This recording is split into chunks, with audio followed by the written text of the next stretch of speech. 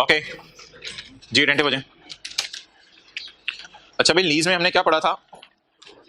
Fair value of asset, fair value of asset plus initial direct cost of lessor plus initial direct cost of, कौन सा rate use करेंगे? Implicit rate use करेंगे और जवाब बराबर आ जाएगा पीवी ऑफ एलपी और पीवी ऑफ यूजीआरबी।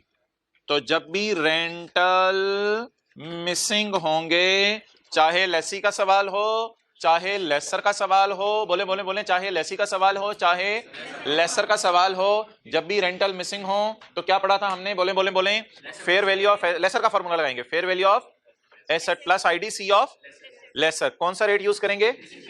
तो ये इज इक्वल टू बराबर आएंगे किसके? PV of LP plus PV of. इस फॉर्मूले में जब डाटा डालेंगे तो बैलेंसिंग क्या आ जाएगा? रेंटल, अगर रेंटल मिसिंग है। डन, ये बात रिवाइज करानी थी, शायद हो गई हो। ओके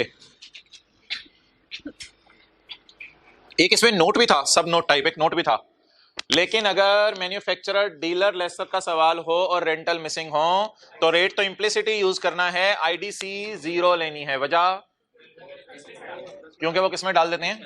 एक्सपेंस में डाल देते हैं।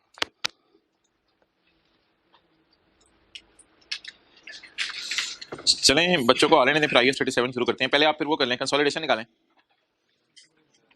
वॉल्यूम 2 छोड़ें, पर कोई जरूरत नहीं, किताब निकालने की जरूरत नहीं, अगर नहीं है तो आप खुद आ जाते हैं, बड़ी बात है। यही एक S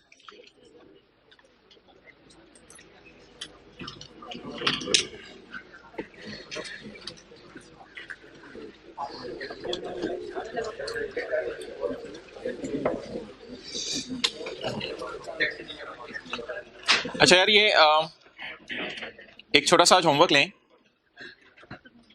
different ways in which adjustment of sale of stock is tested by ICAP। ये एक इस सफे को गिफ्ट सा समझा जाए। आपको पता है सोल्ड अनसोल्ड अनसोल्ड का प्रॉफिट, तो इस सबको आपने एज अ चैलेंज लेना है, यानी सब पे आपने हाथ रख देने। और 500 काम एक, 500 काम एक क्या होता है? पेज 499। तो पेज 499 के ऊपर ये आपका होमवर्क होगा, जरा आपने ट्राई करके आना। फिर इसमें से कोई एडजस्टमेंट आपको समझ ना आई ना, तो फिर आपने वो मेरे से आके डिस्कस करनी है, पूछनी है। डन। तो मार्कअप मार्जिन भी हो सकता है किसी में मिसिंग हो, तो इसको आपने एज अ चैलेंज लेने। P2S या S2P सेल ऑफ स्टॉक हो रही हो तो एडजस्टमेंट को कैसे टैकल करना है। डन। अच्छा एक तो ये पेज हो गया। फिर इसके बाद अगर मैं आपसे ये पूछूं,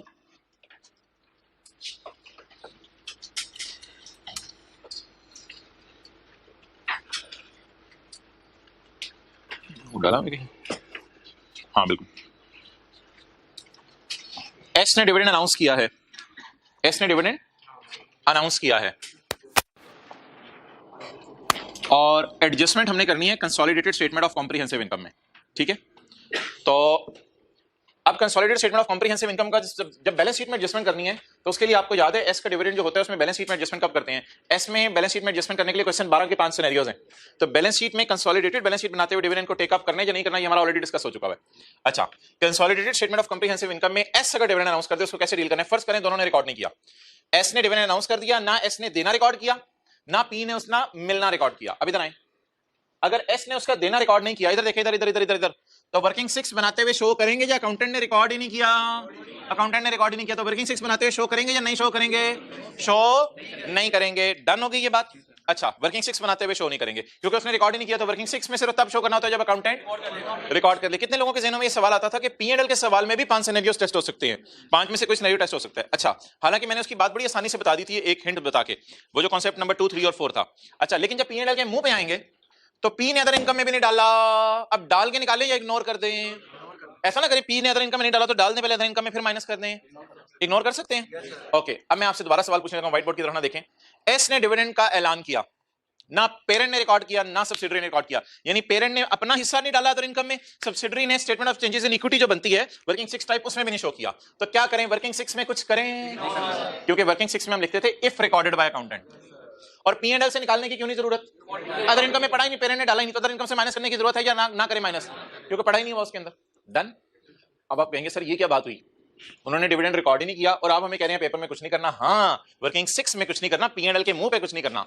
हाँ, अगर बैलेंस शीट का सवाल आ जाए तो दोनों ने रिकॉर्ड नहीं किया, काफी लंबी बात की थी हमने, बैलेंस शीट में कुछ करना होता है। आज मेरी डिस्कशन सिर्फ किसके एतबार से हो रही है? वर्किंग 6 और P&L के एतबार से। वर्किंग 6 और डन, समझ आ रही है बात? अब आपका एकदम बनता रहेगा। रिकॉर्डेड बाय बोथ, दोनों ने रिकॉर्ड कर दिया है बट अनपेड है, अभी तक पे नहीं किया, अभी तक पे नहीं किया। अच्छा, दोनों ने रिकॉर्ड कर दिया।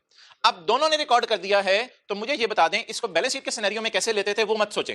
दोनों ने रिकॉर्ड कर दिया है तो क्या सब्सिडरी ने वर्किंग 6 अगर मैं जहन में लाऊं तो अपनी बनाते हुए खुद इसको रिकॉर्ड कर दिया होगा अकाउंटेंट ने? अब इसको शो करना पड़ेगा वर्किंग 6 में। और P&L के मुंह पे क्या पेरेंट ने अदर इनकम में डाल दिया है? डाल दिया है पेरेंट ने अदर इनकम में। रिसीवेबल पेबल ना सोचे, वो बैलेंस शीट में आएंगे। क्या पेरेंट ने अदर इनकम में डाल दिया है तो अदर इनकम से क्या कर दें? माइनस कर दें।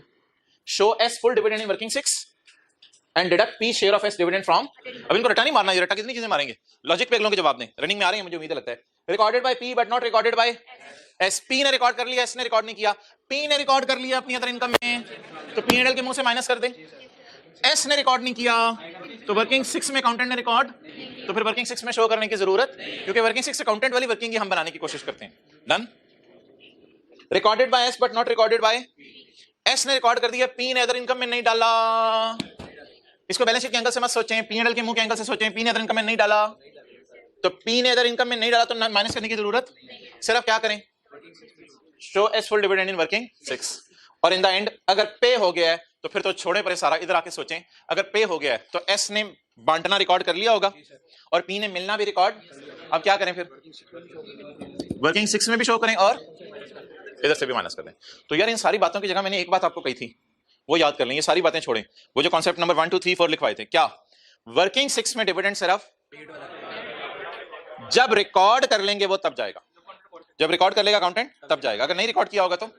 और प्रॉफिट एंड लॉस के फेस पे सिर्फ कब माइनस करने हैं? एक लाइन याद है हम जाते थे, P share of S dividend, वो माइनस सिर्फ कब करने हैं? जब पेरेंट ने अदर इनकम में रिकॉर्ड किया।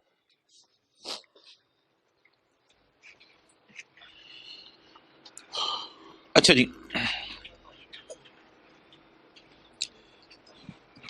अच्छा ये तो था एस का डिविडेंड बांटना। एस के डिविडेंड बांटने में ना, इधर स्क्रीन की तरफ, एस के डिविडेंड बांटने में दो चीजें आती हैं, एस का बांटना और P का मिलना। एस के डिविडेंड में दो चीजें आती हैं, लेकिन अगर P डिविडेंड बांटे तो ये कंसोलिडेशन की एडजस्टमेंट नहीं है। P डिविडेंड बांटे और तो ये कंसोलिडेशन की एडजस्टमेंट। अब मुझे आज आप बता दें, P ने अगर डिविडेंड बांटा तो पहले मैं आपसे सवाल पूछने लगा हूं, बैलेंस शीट में कैसे जाएगा? P ने डिविडेंड बांटा और रिकॉर्ड हो गया, कुछ ना करें बस, कुछ ना करें, कुछ ना करें और रिलैक्स रहें। रिकॉर्ड हो गया, P ने डिविडेंड बांटा, रिकॉर्ड हो गया, कुछ ना करें बस, अच्छी बात है यार। P की एक एंट्री थी, कंसोलिडेशन की एडजस्टमेंट करनी, कोई नहीं, डन। अच्छा, P ने डिविडेंड बांटा, रिकॉर्ड करना भूल गया तो कोई नहीं, रिकॉर्ड कर दें आप। डिविडेंड क्या? CRE debit, earning debit, earning बढ़ाएंगे तो नहीं यार, अर्निंग बांटी जा रही है ना। CRE debit, payable credit, cash की एंट्री अकाउंटेंट नहीं भूलता, कैश की एंट्री अकाउंटेंट नहीं भूलता। तो बैलेंस शीट के सवालों में P के डिविडेंड को कैसे देखना है?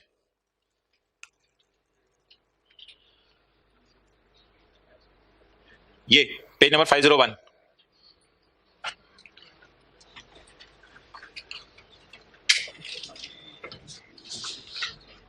इसको छोड़ें जरा, बस पेड को खाली टिक कर लें। अगर पेरेंट ने पे कर दिया है तो डू नथिंग, और अगर अनाउंस कर दिया लेकिन रिकॉर्ड तो क्या करें? ये कंसोलिडेटेड बैलेंस शीट में करना है। अच्छा, अब इधर आ जाएं। अगर पेरेंट ने डिविडेंड बांटा है और रिकॉर्ड नहीं किया तो वर्किंग 6 में क्या करना है? ना करें रिकॉर्ड, शो ना करें, क्योंकि वर्किंग 6 में सिर्फ कब शो करना है? और पेरेंट ने डिविडेंड बांटा है और रिकॉर्ड कर दिया है तो वर्किंग 6 में भी शो कर दें, डन। तो वर्किंग 6 का रूल वही बन गया जो भी सब्सिडरी का पड़ा।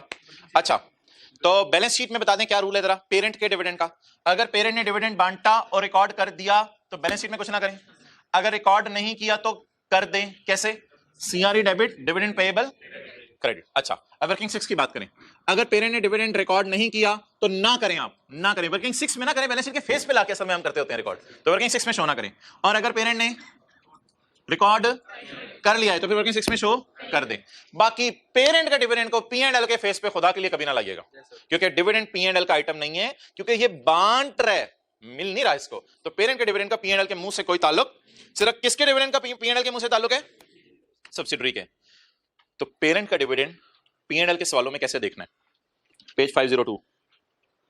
अगर उसने पे कर दिया तो शो कर दे वर्किंग 6 में, यानी रिकॉर्ड कर दिया या पे कर दिया तो शो कर दे वर्किंग 6 में, लेकिन अगर उसने रिकॉर्ड तो कुछ करने की जरूरत नहीं। P&L के मुंह पे तो कभी भी नहीं जाना, किसका डिविडेंड?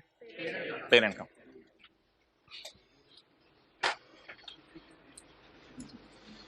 अच्छा ये IAS 37 निकालें।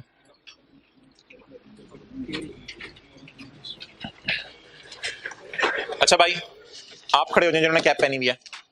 हाँ जी, लीगल और कंस्ट्रक्टिव ऑब्लिगेशन में फर्क बताएं। लीगल तो ये है कि लॉ बाउंड, वैसे लीगल ऑब्लिगेशन की मैंने डेफिनेशन नहीं पढ़ी थी। लीगल ऑब्लिगेशन जो है पेज 1 पे लिखें किताब के, कोई कॉन्ट्रैक्ट होता है, कोई लेजिस्लेशन होती है, यानी कोई लॉ का ऑपरेशन होता है, तो लीगल ऑब्लिगेशन आती है। इशारा तोड़ दिया लीगल ऑब्लिगेशन है, आपने फाइन जमा नहीं कराया हुकूमत को लीगल ऑब्लिगेशन है, या कोई कॉन्ट्रैक्ट है, कॉन्ट्रैक्ट तोड़ दिया आपने किसी के साथ, किसी कस्टमर से कॉन्ट्रैक्ट किया हुआ था, बच्चों को कहा था हम आपको पढ़ाएंगे, लेकिन बच्चों को आधी क्लासों के बाद कहा चलो भाई कॉलेज बंद भागो इधर से, तो ये लीगल वायलेशन है, ये लीगल वायलेशन है। तो लीगल ऑब्लिगेशन ये हो गई। कंस्ट्रक्टिव ऑब्लिगेशन की दो शराइत बताओ खड़े खड़े। पास्ट प्रैक्टिस हो या पब्लिश पॉलिसी हो या करंट स्टेटमेंट हो, तीनों में से कोई एक चीज हो जिससे पार्टी उम्मीद दिलवा दे कि हम दूसरों को ये पैसे देंगे, और अगली शर्त दूसरे बंदे के दिल में क्या क्रिएट हो जाए, वैलिड एक्सपेक्टेशन क्रिएट हो जाए कि मुझे ये बेनिफिट मिलेगा। ये बातें कितने लोगों को याद है, जरा हाथ करके बता दें, ये बातें पता है? अच्छा अब एक छोटी सी बात मैं यहां करने लगा हूं, वो जरा गौर से सुनिएगा भाई, तू टेंटिव रहे। अब वो छोटी सी बात आप जरूर, क्योंकि मैंने टॉपिक हल्का रखा था आपकी वजह से, बैठ जाओ। अगली बात जरा गौर से सुन लें कि एक बात आपसे मैं करने लगा हूं, अब आपने मुझे बताना है क्या ये कंस्ट्रक्टिव ऑब्लिगेशन है या नहीं, क्योंकि ये बात मैंने होल्ड पे रखी थी, मैंने बताई नहीं थी। प्रिंसिपल साहब जो है वो एक साल अनाउंस किया बोनस एम्प्लॉइज के लिए, अनाउंस किया बोनस, कोई गैदरिंग हो रही थी, कोई एनुअल डिनर हो रहा था कॉलेज के अंदर, तो प्रिंसिपल साहब ने अनाउंस किया कि यार हम बोनस देंगे एम्प्लॉइज को, और नहीं दिया। अगले साल फिर अनाउंस किया, नहीं दिया। अब मिसाल के तौर पे पेपर में सवाल आया आपको तीसरे साल का कि प्रिंसिपल साहब ने करंट स्टेटमेंट दी है खड़े होके मीटिंग के अंदर सबके सामने, हम बोनस देंगे। जैसे प्रिंसिपल साहब ने स्टेटमेंट दी, एम्प्लॉय दूसरे को कोनिया मार के यार कोई नहीं मिलना वापिस आ जाए, तो एम्प्लॉय आपस में कोनिया मार के एक दूसरे को कह रहे हैं यार 2 सालों से भी ऐसे ही कह रहे हैं, कोई नहीं देते। इस तरह होता है ना कई दफा, जिससे इलेक्शन हो रहे होते हैं यार, लोग आके बड़े बड़े दावे करते हैं, ये कर देंगे वो कर देंगे, हाथ होते हैं पता है सड़कें बनेंगी, मुझे पता है 10 साल से तो बनी। तो मुझे बताएं, अगर एक बंदा स्टेटमेंट देने वाला दे लेकिन अगले शर्त पूरी ना हो, अगले के दिल में वैलिड एक्सपेक्टेशन क्रिएट ना हो, तो will it be called as constructive obligation, या कंस्ट्रक्टिव ऑब्लिगेशन नहीं है? ये कंस्ट्रक्टिव ऑब्लिगेशन नहीं है। तो दो शराइत बताएं पूरी होना जरूरी है। नंबर 1, देने वाला उसकी पॉलिसी हो, पास्ट स्टेटमेंट हो, करंट स्टेटमेंट हो, या उसने कोई नहीं, या पास्ट प्रैक्टिस हो, या पब्लिश पॉलिसी हो, या वो कोई स्टेटमेंट दे दे। लेकिन अगली शर्त एंड के साथ है, अगले के दिल में क्या पैदा होनी चाहिए? उम्मीद पैदा होनी चाहिए। तो फिर इस ऑब्लिगेशन को क्या कहा जाएगा? Constructive obligation. चलिए छोड़ें। अच्छा ये दो अलग कॉन्सेप्ट है, ये जरा मुझे रिवाइज करवा दें, पिछली क्लास में जो पढ़े थे। अगर फ्यूचर में कोई नई टेक्नोलॉजी आने का चांस है तो उसकी बेस पे लायबिलिटी रिकॉर्ड करें, या कंफर्म हो तो उसकी बेस पे liability. Done. Sufficient objective evidence का लफ्ज पेपर में लिख के आएंगे, आप उसमें मार्क्स मिलेंगे। और ये लफ्ज आपने जो है पेज नंबर 3 के टॉप पे याद नहीं करना, ये स्टैंडर्ड का पैरा 40 इंशाल्लाह मैं आपको स्टैंडर्ड खोल के दिखाऊंगा। Okay. Expected disposal of asset, अगर आपको पता है कि मजदूरों को आपने प्लांट डिसमेंटल करने पे 3 लाख देने हैं और प्लांट का स्क्रैप लाख का बिक जाएगा, तो लायबिलिटी 3 लाख पे बुक करें या नेट करके 2 लाख पे? 3 लाख पे लायबिलिटी बुक करेंगे। अगर आपको पता हो कि मजदूरों को आपने 3 लाख देके प्लांट डिसमेंटल करवाने और लाख रुपया प्लांट को बेच के आ जाने, तो जो प्लांट को बेच के लाख आने वो तो डिस्पोजल के अकाउंट में जाएगा, जिससे IAS 16 डील करेगा। ये सारे कॉन्सेप्ट्स थे जो हमने IAS 37 में पढ़े थे। अब पेज नंबर 4 निकाल लें। अच्छा जी, कल हम ये बात कर रहे थे कि हमारे खिलाफ भी केस हो सकता है और हम भी किसी के खिलाफ केस कर सकते हैं। अब जो हमारे खिलाफ केस हो सकता है, एक बड़ा मसला है उसमें कि उसकी जर्नल एंट्री करनी है या नहीं करनी। तो इसमें 4 पॉसिबिलिटीज हैं। एक, क्या पास्ट इवेंट हो चुका है जिसकी वजह से हम ऑब्लाइज्ड फील कर रहे हैं, पहली बात। दूसरी बात, यानी कि हमने कोई ऐसा हादसा हो गया जिसकी वजह से हम ऑब्लाइज्ड फील कर रहे हैं, पैसे देने का चांस मोर देन 50% है, पैसे देने का चांस मोर देन 50% है, और पैसे देने की अमाउंट भी लॉयर ने बता दी है। अब सारी शराइत पूरी हो गई है, लायबिलिटी बुक कर लें। Past journal entry and disclose इसलिए करते हैं, थोड़ी सी कहानी यूजर को लिख के बता दें क्या वाकया हुआ है। डन। सिर्फ ये वाहिद ऐसा सिनेरियो जिसमें जर्नल एंट्री होगी, एक्सपेंस डेबिट प्रोविजन क्रेडिट, बाकी सिनेरियो जितने उसमें जर्नल एंट्री नहीं होगी। अच्छा, अगर हमारी फैक्ट्री में कोई आग लग गई, उस आग लगने की वजह से पैसे देने का चांस हाई है, प्रोबेबल आउटफ्लो का क्या मतलब है? मोर देन, पैसे देने का चांस हाई है, लेकिन उसका अंदाजा लॉयर कह रहे हैं मेरे से अमाउंट का नहीं लग रहा। अब अमाउंट का अंदाजा नहीं लग रहा तो एंट्री हो सकती है या नहीं हो सकती? तो ऐसी सूरत में क्या करें? सिर्फ डिस्क्लोज कर दें, लेकिन इसका नाम अब प्रोविजन नहीं बनेगा, इसका नाम क्या बन जाएगा? Contingent liability. और अगर हमारे खिलाफ केस हो गया है जिसमें लॉयर कह रहे हैं प्रोबेबल नहीं है, पॉसिबल है कि आपको पैसे देने पड़ेंगे। पॉसिबल का क्या मतलब बताया था?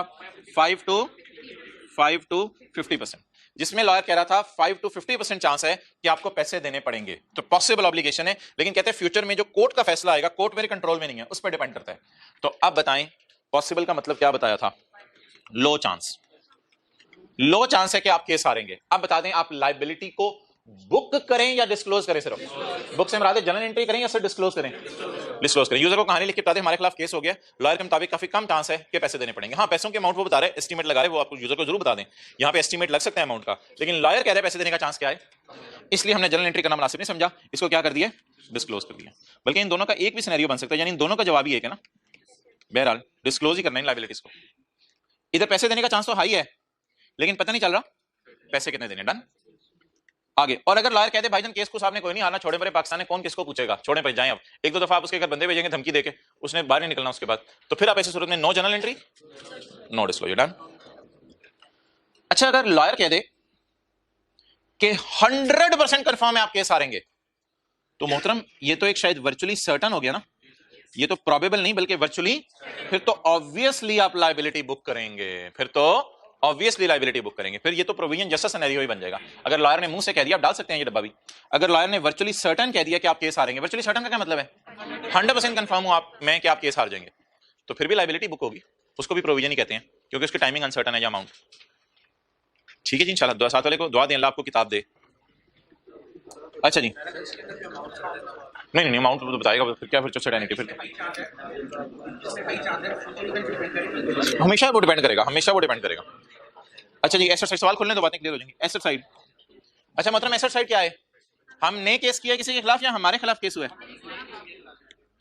हमने किसी के खिलाफ। अब ये ना अपने दुश्मन ना जहन में लाएं, कुछ लोग ये बात करते हैं अपने दुश्मन जहन में ला रहे होते हैं,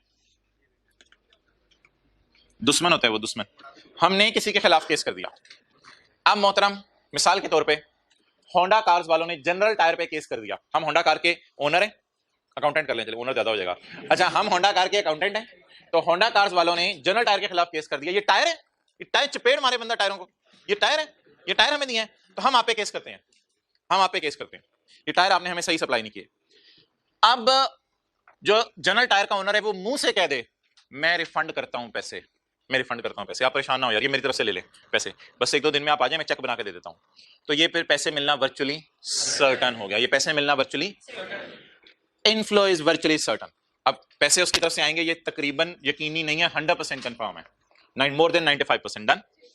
ऐसी सूरत में आप जनरल एंट्री पास कर देंगे या एंट्री करेंगे receivable debit income credit, entry साथ वाली किताबों पे लिख रहे हैं आप साथ साथ, बड़ा ही जबरदस्त कर रहे हैं यार, रिसीवेबल डेबिट और इनकम क्रेडिट। अल्लाह साथ वाले को किताब दे, बस ये दुआ आपने 5 मिनट करते रहना है। Okay, next, inflow is probable, inflow is probable. इसकी मिसाल क्या हो सकती है कि आप अभी लड़ाई कर रहे हैं, जनरल टायर का ओनर आपके हाथ आ नहीं रहा, जनरल टायर का ओनर आपके हाथ आ नहीं रहा, और उसने आपको जबान से कोई फिक्रा नहीं अभी तक बोला। अब आपने लॉयर साहब से पूछा, लॉयर साहब क्या प्रोग्राम है, क्या इरादा है, क्या बनेगा केस का, लॉयर ने कहा भाईजान टायर दिखाओ, आपने टायर दिखाया, लॉयर ने कहा टेंशन ना लो, ये इंशाल्लाह हम केस जीत जाएंगे, और इंशाल्लाह कंफर्म है हम केस जीत जाएंगे। तो प्रोबेबल का क्या मतलब है, हाई चांस है, लेकिन मोहतरम यहां प्रोबेबल की एंट्री नहीं होती, क्योंकि ये ना एसेट साइड शुरू हो गई है जहां ना प्रूडेंस कॉन्सेप्ट अपना रोल प्ले करता है, फोर्सिन इनकम्स को ना जरा रिकॉर्ड करने से डरता है प्रूडेंस कॉन्सेप्ट, तो यहां प्रोबेबल को डिस्क्लोज सिर्फ करेंगे, कोई जर्नल एंट्री नहीं करेंगे, और यहां प्रोबेबल की जर्नल एंट्री होगी, ये डिफरेंस है दोनों में। तो ये जो खर्चे वाली साइड है ना, क्योंकि लाइबिलिटीज के साथ याद रखिएगा खर्चे जुड़े होते हैं, पता नहीं लिख नहीं रहे आप लोग क्या शर्मा रहे हैं आज, लाइबिलिटीज के साथ खर्चे जुड़े होते हैं और एसेट्स के साथ इनकम्स जुड़ी होती हैं, क्योंकि हम केस करेंगे तो पैसे आएंगे, और हमारे खिलाफ केस होगा तो खर्चा होगा और पैसे जाएंगे। ये एसेट साइड है, पैसे आ, और ये लाइबिलिटी साइड है, पैसे जा। डन। अच्छा जी, आप बता दें जी हमारे खिलाफ केस नहीं हुआ, हमने किसी के खिलाफ केस किया और जनरल टायर के उन्होंने मुंह से बोल दिया मैं पैसे देता हूं, परेशान ना हो मैं पैसे दूंगा, या फिर फ्यूचर में जो आप टायर खरीदने आओगे ना उसमें वो पैसे एडजस्ट कर दूंगा आपको, परेशान हो, आइंदा आपको सामान भी बड़ा अच्छा सप्लाई करेंगे, आप लोग परेशान ना हो, रिलैक्स रहो।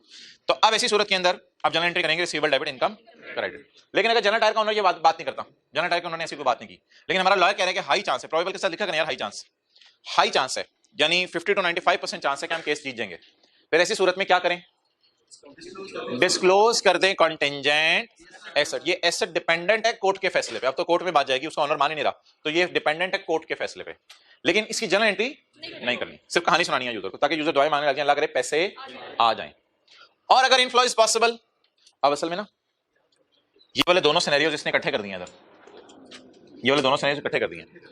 Inflow is possible, inflow is possible, पैसे आने का चांस बहुत कम है, केस जीतने का चांस बहुत कम है। या फिर टायरों पे नजर मारी, डंडा लेके घुमाया, यार जबरदस्त घूम रहा है, वो यहां से घुमाया लोर पंचाओ, यार हाथों की, ये तो टायर होते हैं और क्या होते हैं भाई, हम तुम्हें कोई नहीं पैसे आने, तो पैसे आने का चांस बिल्कुल नहीं है या पैसे आने का चांस लो है। ऐसी सूरत में आपको यूजर को बताने की भी जरूरत नहीं है कि पैसे आने का चांस है। यूजर को अगर आपने बता दिया तो उसे उम्मीद लग जाएगी पैसे आने हैं, हालांकि पैसे पूसे नहीं आने। Means no entry and no disclosure.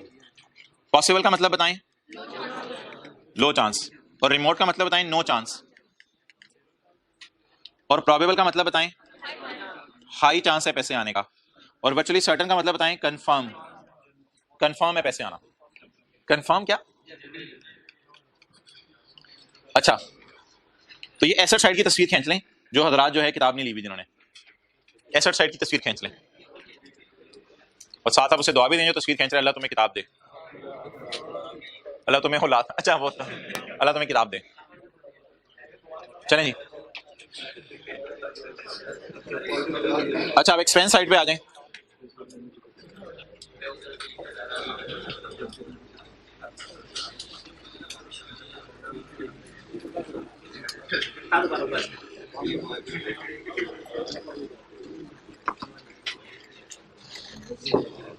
Okay, अब आप एक एक करके बताना शुरू कर दें व्हाइट बोर्ड पे देखे बगैर। अगर हमने किसी के खिलाफ केस किया है तो पैसे हमें आएंगे, अगर पैसे आना वर्चुअली सर्टन है तो फिर एसेट रिकॉर्ड करेंगे, एसेट रिकॉर्ड करेंगे, रिसीवेबल, डेबिट, इनकम। और अगर पैसे आना प्रोबेबल है यानी पैसे आने का हाई चांस है, डिस्क्लोज करेंगे कंटिंजेंट एसेट। और अगर पैसे आने का लो चांस है या कोई चांस नहीं है तो हम कुछ भी नहीं करेंगे, ना डिस्क्लोज करेंगे ना जर्नल एंट्री करेंगे। अच्छा, अगली बात, किसी ने हमारे खिलाफ केस कर दिया, आंखें बंद करके रोएं, किसी ने हमारे, हम इस काबिल थे, किसी ने हमारे खिलाफ केस कर दिया। अब अगर हाई चांस है कि हम केस हारेंगे तो खर्चा बुक कर लें, एक्सपेंस, डेबिट, प्रोविजन, इसका नाम प्रोविजन होता है, इसका नाम प्रोविजन होता है। लेकिन अगर केस हारने का चांस तो हाई है लेकिन पैसों के रिलायबल अमाउंट नहीं पता चल रही, फिर डिस्क्लोज कर दें। और अगर केस हारने का चांस ही पॉसिबल है, यानी पॉसिबल है हम केस हारेंगे, लो चांस है हम केस हारेंगे, फिर सिर्फ क्या कर दें, डिस्क्लोज कर दें कंटिंजेंट लायबिलिटी, जर्नल एंट्री। और अगर केस हारने का कोई चांस नहीं है, हम इंशाल्लाह जीत जाएंगे केस, कुछ भी करने की जरूरत नहीं है। चले अगला सब, the following information pertains to Jamil limited for the year ended 31 December 2014। On 20 December 2014, साल खत्म होने से कितने दिन पहले, बड़ी मेहरबानी, बड़ी जल्दी बोल देते हैं आप, जितने भी दिन पहले, ZL launched a claim of 10 million. अब बता दें हमने केस किया या हमारे खिलाफ केस हुआ है, इसको कहानी की तरह आपने पढ़ा करना इन सवालों को। हमने केस किया हमारे खिलाफ, ZL लॉन्च्ड अ क्लेम, हमने क्लेम लॉन्च किया या हमारे खिलाफ लॉन्च हुआ, ZL लॉन्च्ड अ दावा, हमने दावा किया, इसका मतलब है हमें पैसे आएंगे। तो बता दें ये इनफ्लो वाला सिनेरियो है, आउटफ्लो वाला, इनफ्लो आउटफ्लो आज के बाद मैं लफ्ज़ यूज किया करूंगा, ये इनफ्लो वाला सिनेरियो है, आउटफ्लो वाला, पैसे आएंगे केस जीत के या जाएंगे। तो हमारे जहन में सिर्फ कौन सी साइड होनी चाहिए, चलें आप मुझे बता दें कि रिकॉर्ड कितना करना है और डिस्क्लोज कितना करना है। फिगर्स नहीं, फिगर्स देख के कैलकुलेटर पे, अगर कैलकुलेटर की नहीं भी जरूरत तो खैर बता दें, कैलकुलेटर की जरूरत पड़ेगी।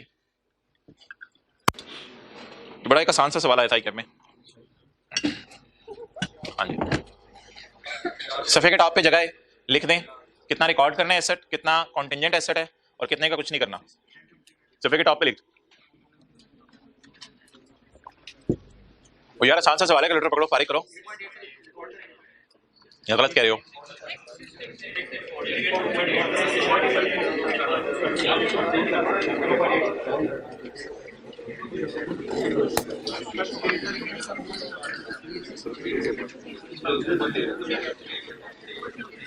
ओके, हमने मांगा कितना, मुंह खोल के, आपको पता है जब पैसे बंदा मांगता है किसी से तो मुंह खोल के मांगता है, मुंह खोल के मांगा कितना, 10 मिलियन, रज के ही मांगा, 1 करोड़ रुपया मेरे ख्याल से बनता है शायद। अच्छा, मुंह खोल के हमने किसी से कहा 1 करोड़ रुपया दे दे, with one of its vendors, vendors होते हैं सप्लायर्स, तो मिसाल के तौर पे जामिल को होंडा समझ लें और वेंडर को जनरल टायर समझ लें।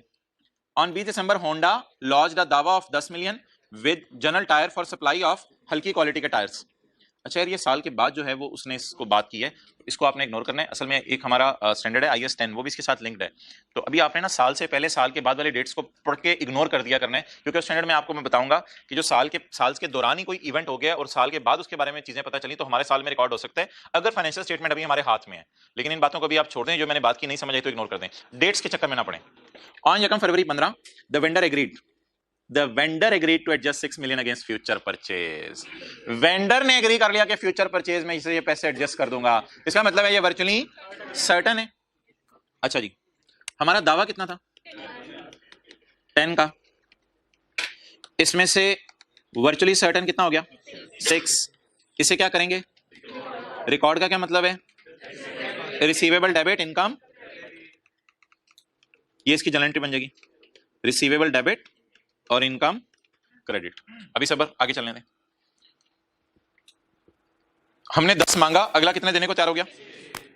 For the remaining claim 4। Zedel took up the matter with the vendor Abu.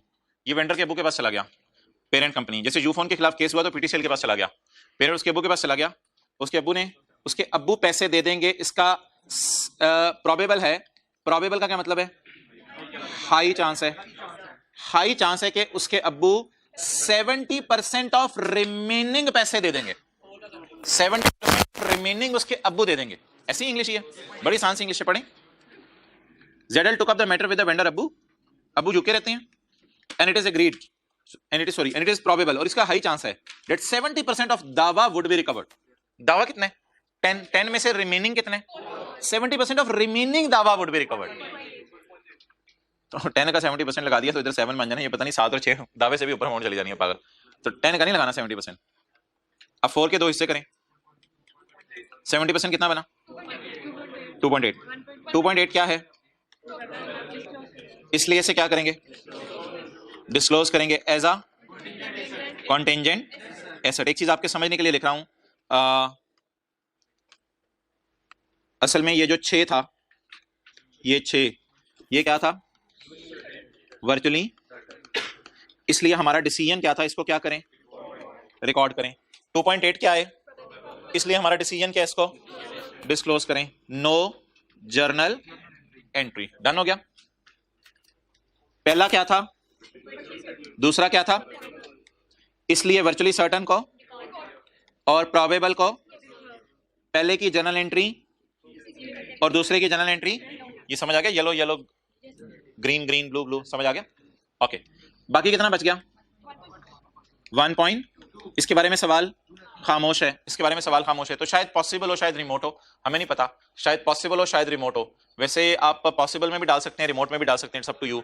दोनों सूरतों के अंदर आपको पता है इस काबिल भी नहीं है कि इसके जनरल एंट्री करे, क्योंकि अगला नहीं माना, और इस काबिल भी नहीं है कि इसके आने का हाई चांस हो। तो फिर ऐसी सूरत में नहीं, डिस्क्लोज भी नहीं करेंगे इसे, ना जनरल एंट्री करेंगे ना डिस्क्लोज करेंगे। तो अब इसको क्या लिखूं जी मैं? पॉसिबल है, शायद बहुत लो चांस है मिल जाए, वैसे कोई चांस मेरा नहीं ख्याल, या रिमोट है, कुछ भी हो सकता है। इसलिए बोले डू नथिंग, कुछ करने की जरूरत नहीं।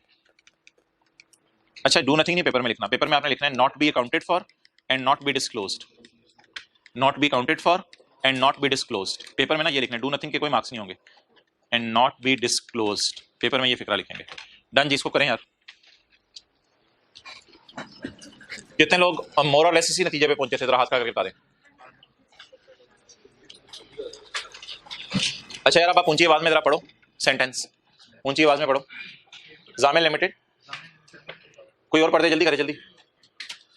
हाँ, सवाल ही पढ़ना है, पढ़ दो ऊंची। The following information pertains to Zamil Limited for the year ended 31 December 2014. जी। On 20 December 2014, ZL lodged a claim of rupees 10 million. जी, lodge a complaint of 10 million. आगे चलो। With one of its vendor for supply of inferior quality goods. On 1 February 2015, the vendor agreed to adjust 6 million. Vendor agreed का मतलब क्या है? Virtually certain. तो इसे record कर दें, रिसीवेबल डेबिट इनकम क्रेडिट। हमारी बुक्स ऑफ अकाउंट्स में सिर्फ एक जनरल एंट्री होगी, ट्रायल में ये वाली एंट्री जाएगी। आगे चलो। For the remaining claim amount. For the remaining claim 4। Took up the matter with vendors Abu? company in UK. ठीक है। It is probable that 70% of the remaining claim. It is high chance के 70% पैसे मिल जाएंगे। तो 2.8 तो मिल जाएंगे, इसका high chance है, तो इसका मतलब है कंफर्म नहीं है अभी। अच्छा, अबू ये कह देते आई विल पे, फिर तो वर्चुअली सर्टन हो जाता, लेकिन अभी प्रोबेबल है, तो इसका मतलब है हाई चांस है इधर से पैसे मिलने का। इसको क्या करते हैं? यूजर को कहानी लिख के बता दें कि 2.8 इंशाल्लाह मिलने की उम्मीद है। आगे चलो, बाकी के बारे में सवाल ने कुछ नहीं बताया, फिर मैंने वो अपनी तरफ से डाल दिया बाकी सारा। डन। सॉल्यूशन पढ़ें इसका। Claim to the extent of ₹6 million. ये जो मैं आपको सॉल्यूशन पढ़ाता हूं ये घर जाके आपने लिखने हैं, हाथ खड़ा करें, होमवर्क नहीं दे रहा अभी मैं, तो इनको डेली का लिखा करें। Is accepted by the vendor, 6 million तक वेंडर ने एक्सेप्ट कर लिया। Therefore a claim would be recognised as an asset by ZL as it is virtually certain that it will be. ये आपने याद करनी है, इसी तरह के सिनेरियोस पेपर में आते हैं, इंग्लिश आपको ये यूज करनी पड़ेगी। Next, however recovery of claim to the extent of 2 point is a high chance, therefore a would be disclose. अच्छा, डिस्क्लोज क्या करना होता है ये भी आज सुन लें। डिस्क्लोज 2 चीजें करनी होती हैं। डिस्क्रिप्शन ऑफ इवेंट, इंफीरियर, आपने डिस्क्राइब नहीं करना इवेंट, आपने ये पेपर में लिख आना है कि डिस्क्रिप्शन ऑफ इवेंट यूजर को बताएंगे। तो यूजर को क्या क्या बताएंगे? Number 1 description of event and an estimate of financial effect, यानी कितने पैसे देने पड़ सकते हैं। फाइनेंशियल इफेक्ट कितना है? 2.8 का। और नेचर ऑफ इवेंट क्या है? नेचर ऑफ इवेंट क्या है? कि उसने इंफीरियर क्वालिटी गुड सप्लाई की थी। डन। नेचर बता के आनी है या सिर्फ ये लिखेंगे नेचर यूजर को बता दो? सिर्फ लिखेंगे नेचर यूजर को बता दो, नेचर सवाल में बताने नहीं बैठ जाना। Okay. Recovery of 1.2 million is not probable या रिमोट, इस तरह भी कर सकते हैं, नॉट प्रोबेबल की जगह इज पॉसिबल स्लैश रिमोट, इस तरह कर लें। Recovery of 1.2 million is possible remote, therefore it would, और ना इसको काउंट फॉर करेंगे, डिस्क्लोज करेंगे। डन। अगला चैलेंज लेते हैं, ट्राई करें। क्वालिटी गारमेंट्स, ट्राई करें जल्दी।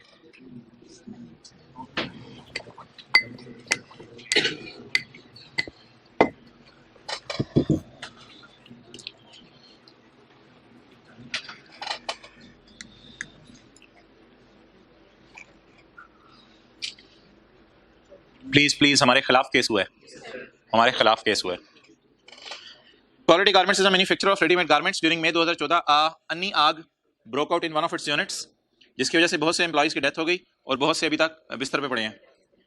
जिस वक्त हमारी फाइनेंशियल स्टेटमेंट बनी थी उस वक्त हमने लॉयर को फोन किया और लॉयर को फोन करके कहा भाई आग लग गई है हमारे अंदर, तो बताओ इसका क्या करना है। उसने कहा फैक्ट्री में लगी है, तुम्हारे अंदर लगी है। हमने कहा दोनों। कहते अंदर वाली आग मैं नहीं बुझा सकता, मुझे फैक्ट्री वाली आग की डिटेल दे दो। Point 1, families of certain deceased workers have filed compensation claims. Families have filed. तो ये आउटफ्लो वाला सवाल है, इनफ्लो वाला।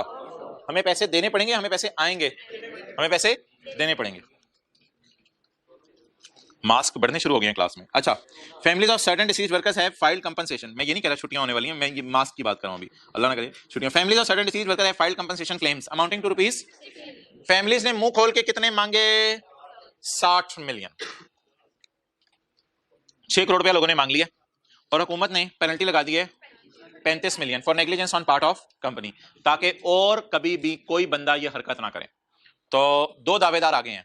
नंबर 1, एक तो हमारी फैक्ट्री के बाहर डिसीज्ड के वर्सा खड़े हैं जो मुंह खोल के कह रहे हैं 60 मिलियन दो, और दूसरा इमरान खान का एजेंट खड़ा है, वो भी मुंह खोल के कह रहा है 35 मिलियन दो, और डायरेक्टर्स अंदर परेशान बैठे हैं कि बनेगा क्या अब। QGL लॉयर, डायरेक्टर्स ने लॉयर को फोन किया, भाईजान सीन ऑन है। डायरेक्टर ने कहा, लॉयर ने कहा कोई मसला नहीं, वीडियो कॉल करो। QGL लॉयर एंटीसिपेट दैट, कहता है मेरा ख्याल है that company would have to pay, company would have to pay. जरा ट्राई करें। नहीं, वुड हैव टू पे नहीं, वो वर्चुअली सर्टन बड़ा और होता है कि हमने वर्चुअली सर्टन ये होगा कि हमने ना उनको मुंह से जबान दे दी कि तुम लोग जो आए हुए हो ना वी विल पे, तुम लोग परेशान ना हो, वी आर गोइंग टू पे सून, इस तरह की बात हो। वुड हैव टू पे का मतलब है वुड हैव टू पे, करने पड़ेंगे। तो हाई चांस है पैसे देने का। बोले हाई चांस है पैसे देने का, प्रोबेबल आउटफ्लो है।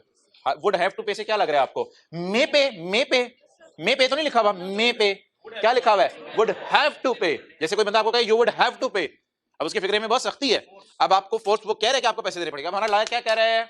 यू वुड, इसका मतलब है हम बच नहीं सकते, यू वुड हैव टू पे। पास्ट इवेंट क्या है? फायर। ऑब्लिगेशन लीगल है, जरा लीगली कोर्ट में जाके वो कह सकते हैं कि हमारे बंदों की डेथ हुई है। उसके बाद लॉयर क्या कह रहा है? वुड हैव टू पे द मनी।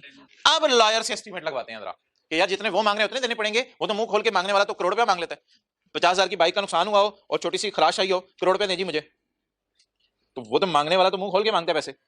लॉयर ने कहा यार मेरे ख्याल से अब रिलायबल एस्टीमेट देने लगे। वो लॉयर ने कहा 20 मिलियन और 10 मिलियन देने पड़ेंगे to settle the workers and to settle the penalty respectively. तो बताएं मांगने वालों ने कितने मांगे? वर्सा ने। लॉयर का रिलायबल एस्टीमेट क्या है? 20। यार लाइबिलिटी बुक करने का ये मतलब नहीं होता पागलों की तरह लाइबिलिटी बुक कर लें। कोई अकल भी इस्तेमाल करते हैं, अकल भी इस्तेमाल करते हैं। साथ वाले आप लोगों से कहें यार 6 लाख रुपए दो, आप लोगों ने ऊंची गाने लगाए हुए थे, अब आप पागल नहीं होंगे 6 लाख के लिए लाइबल फील करने लग जाए, और अब बुक मुका भी हुआ 10-15 हजार में करके कर लेंगे, आप टेंशन ना लें। तो पागलों की तरह लाइबिलिटी बुक नहीं करनी जितनी दी हुई है। What is the reliable estimate as per lawyer? तो मोहतरम जहां हर चीज को एक्सपर्ट को देखा जाता है, यहां भी एक्सपर्ट की ओपिनियन की बेस पे एस्टीमेट लगाएंगे। तो 60 मिलियन में से 20 मिलियन को देने पड़ेंगे, और इनको 10 में से सॉरी 35 में से कितने देने पड़ेंगे? 10। तो यार हमारे सवाल में ना 2 क्लेम्स हैं, इन दोनों क्लेम्स को अलग अलग ले। एक क्लेम किसकी तरफ से है? फैमिलीज की तरफ से, और एक क्लेम गवर्नमेंट की तरफ से। इनका क्लेम कितना है? इनका 2 क्लेम है ना, 35। इसमें से कितने देने पड़ेंगे? 20, इसमें से 10। ये देना प्रोबेबल है और ये भी देना, क्योंकि रिलायबल एस्टीमेट किसने लगा के दिया है? लॉयर ने।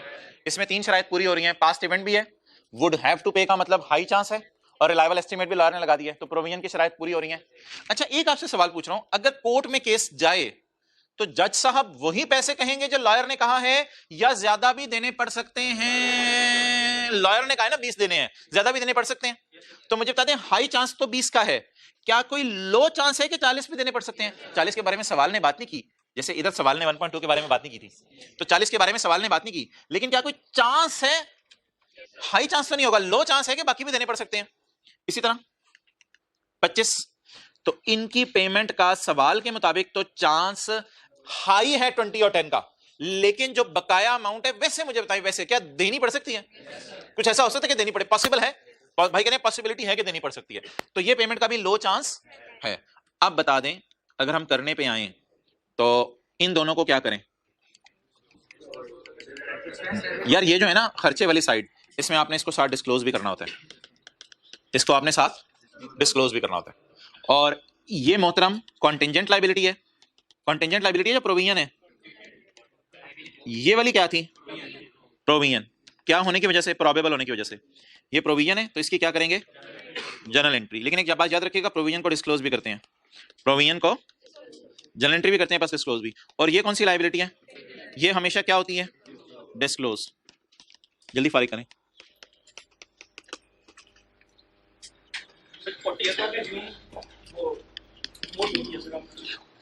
यार इसको रिमोट अज्यूम कर लो, आप रिमोट अज्यूम करके फिर ये कह दो। अगर इस साइड में ना दोनों किस्म की बातें भी हो सकती हैं। मैं टॉपिक शुरू था तो मैं ना, जब शुरू टॉपिक होना तो 2 बातें, यानी कि एक बात ही बताई जाती है, ज्यादा ऑप्शंस नहीं बताई जाती। लेकिन ये थ्योरी का सवाल है, अगर आप ये भी कह दो कि अगर बाकी का लो चांस है तो डिस्क्लोज कर दें, अगर नो चांस है तो कुछ ना करें, थ्योरी में यहां तक भी लिखने की इजाजत है। लेकिन जो असल मार्क्स गिविंग एरिया होगा ना उसका, वो इस 20 की ट्रीटमेंट का होगा और इस 10 की ट्रीटमेंट का। अच्छा यार, इन द एंड बताओ, जर्नल एंट्री क्या बनी? फाइनल अकाउंट के सवाल में अगर जर्नल एंट्री करनी पड़ जाए तो कितनी अमाउंट से करेंगे? और यार 20 से तो नहीं, खुदा का खौफ करें। इसमें 20 रुपए किसको देने हैं? वर्षा को, और 10 रुपए गवर्नमेंट को देने हैं।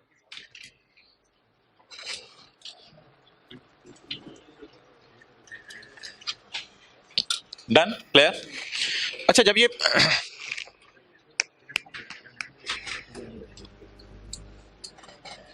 पैसे पुसे देके आप फारिग हो जाएंगे, तो मेरे ख्याल से तो आप फारिग ही हो जाएंगे। अच्छा सॉरी, जब ये पैसे पुसे देके आप फारिग हो जाएंगे तो अगली बात सवाल ने क्या की है? अगली बात सवाल ने की है टू मेंटेन द गुडविल। कंपनी का एक नाम है टू मेंटेन द, ये कंसोलिडेशन वाली गुडविल ना ले जाइएगा, ध्यान में इंपेयर होने लगी है। टू मेंटेन द गुडविल, कंपनी ने अपना नाम कायम रखने के लिए द बोर्ड ऑफ डायरेक्टर्स, भाईजान किथे, the board of directors is considering additional payment to families of deceased worker amounting to 25 million. अपने गुडविल मेंटेन करने के लिए हमने सोचा है कि 25 मिलियन इंशाल्लाह उनको और दे देंगे। भाई फरमा रहे हैं वर्चुअली सर्टन है कि उनको दे देंगे। अम्मी अब्बू इज कंसिडरिंग दैट बर्थडे का रिश्ता पुप्पो की तरफ होगा। इज कंसिडरिंग भाई ये ऑब्लिगेशन हमारी। अच्छा मुझे बताएं, ये जो 25 मिलियन है, is it a legal obligation? Is it a legal obligation? क्या कोर्ट में केस हुआ है? नहीं। अच्छा, कंस्ट्रक्टिव ऑब्लिगेशन में 2 पॉसिबिलिटीज हो सकती हैं कि 2 चीजें, 2 पॉसिबिलिटीज नहीं, 2 शराइत पूरी होनी जरूरी है। क्या हमने करंट स्टेटमेंट दे दी है या अभी सोच रहे हैं? तो बताएं, intentions are not obligations unless these are.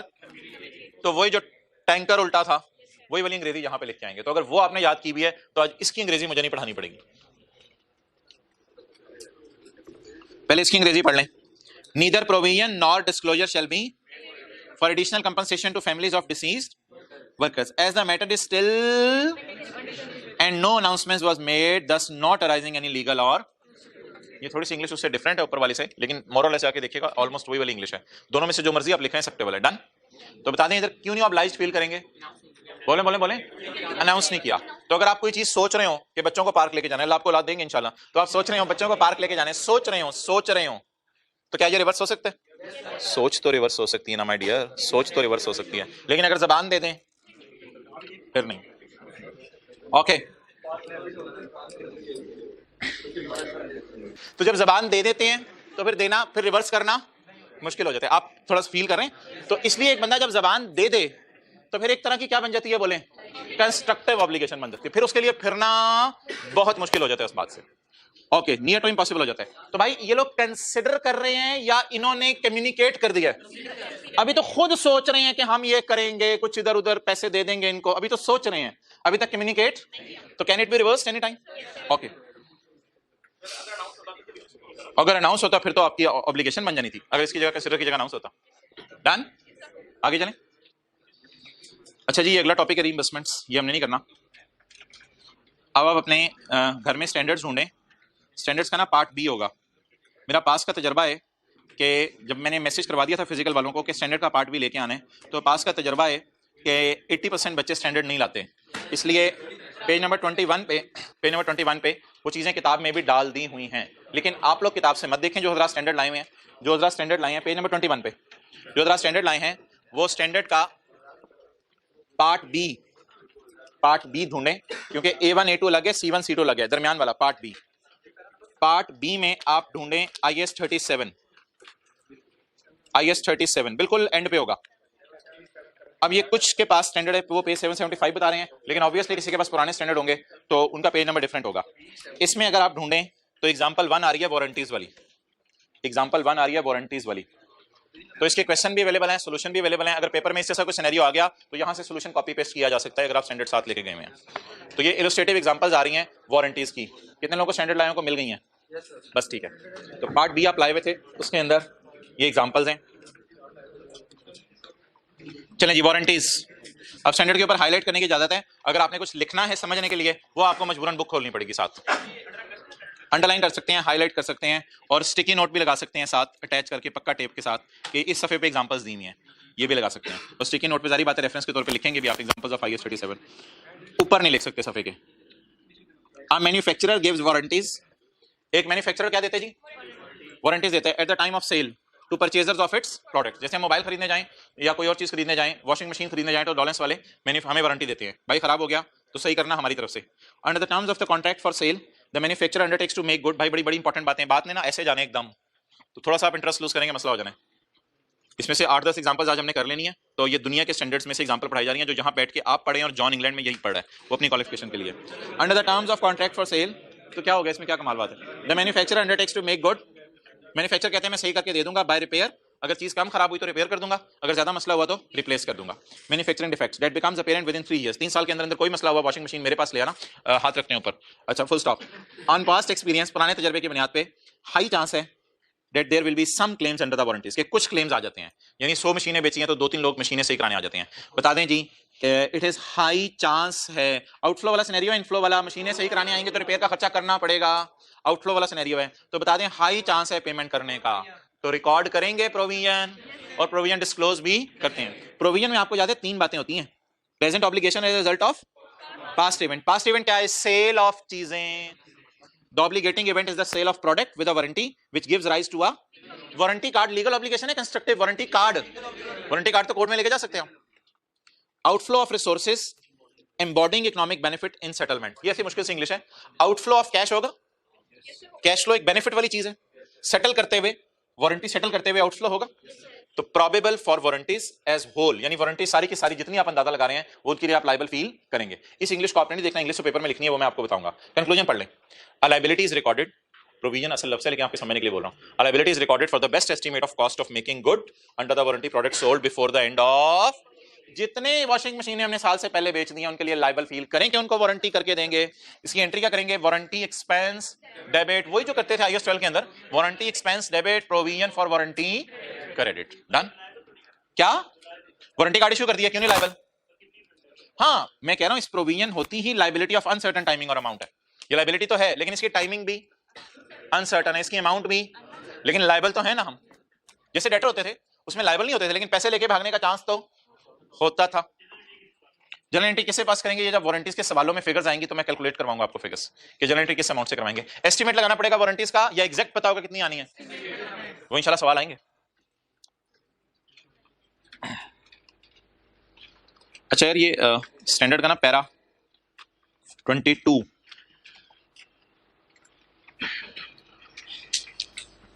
ये एक पैरा है, इसको भी मैं देखता हूं मेरे पास रिकॉर्ड में अवेलेबल है नहीं। स्टैंडर्ड का पैरा 22, ये ना पार्ट ए में होगा, इधर नहीं होगा, ये घरों में जो पार्ट ए है उसमें होगा। इधर देखेंगे स्टैंडर्ड 37 आ रहा है ओरिजिनल, IS 37 आ रहा होगा ये, नहीं ये तो एग्जांपल्स हैं।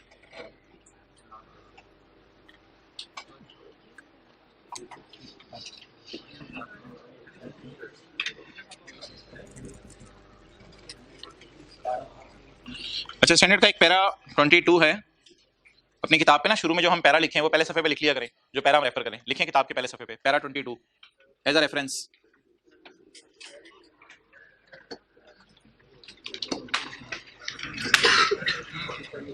अच्छा एक चीज बताएं, एक सवाल है, ये पैरा 22 आपको कहीं नहीं मिलेगा, ये ओरिजिनल स्टैंडर्ड है, वो मैंने खोला है पार्ट A1 में IFRS है, A2 ये आपको घर में पार्ट A2 में मिलेगा, और ये पैरा 22 होगा IS 37 का, तो इसलिए किताब के शुरू में लिख लो पैरा 22।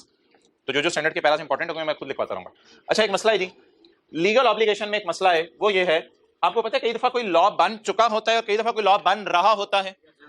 अब मुझे बताएं हम किसके लिए लायबल फील करें अपने आप को? जो लॉ बन चुका है उसके लिए लायबल फील करें, जो लॉ बन रहा है उसके लिए लायबल फील करें?